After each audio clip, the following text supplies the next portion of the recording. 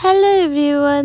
প্রত্যেক বছরের মতো এই বছরেও কিন্তু আমাদের বাড়িতে মাঘী পূর্ণিমায় লক্ষ্মী পুজো হয়েছিল। আর এই বছরে পুজোটা পড়েছিল একদম ফেব্রুয়ারি মাসের 1 তারিখে। কিন্তু প্রত্যেক বছরের মতো এই বছরে অত বড় করে পুজোটা করা হয়নি, মানে পুজোটা পুরোটাই করা হয়েছিল, কিন্তু যে লোকজন খাওয়ানো হতো সেটা এই বছরে করা হয়নি। যাই হোক, আমি কিন্তু সকাল সকাল স্নান টান করে চলে এসেছি ঠাকুর ঘরে পুজোর সমস্ত আয়োজন করতে। আমার দুই মা লক্ষ্মীকে সুন্দর করে সাজিয়ে দিয়েছি পুজোর জন্য। কিরকম লাগছে অবশ্যই কমেন্ট করে জানিও। সাথে গোপালদেরও সাজিয়ে দিয়েছি। আর এই বছরে সবাইকেই কিন্তু আমি লাল সাদা মানে একই ধরনের পোশাক পরিয়েছি, তো দেখতে সেই জন্য আরো বেশি ভালো লাগছিল। যাই হোক, খুব তাড়াহুড়োর মধ্যে সমস্ত আয়োজন করে নিয়েছিলাম, তাই মাঝখানে সেরকম ভাবে বেশি ভিডিও করতে পারিনি। এখানে কিন্তু পুজোর সমস্ত আয়োজন হয়ে গেছে, সাথে আমিও রেডি হয়ে নিয়েছি খুব তাড়াহুড়োর মধ্যে, কারণ ঠাকুরমশাই চলে এসছে। আর এই বছর কিন্তু আমি আর শাড়ি পরতে পারিনি, ভীষণ তাড়াহুড়োতে ছিলাম। সেই কারণে একটা সাদা লালের মধ্যে একটা কুর্তি পরে নিয়েছিলাম, যে পুজোর জন্য ভালো লাগে এরকম দেখেই আর কি। তারপর তো পুজোও শুরু হয়ে গেল, আর পুজো দেখতে দেখতে কমপ্লিটের পথে।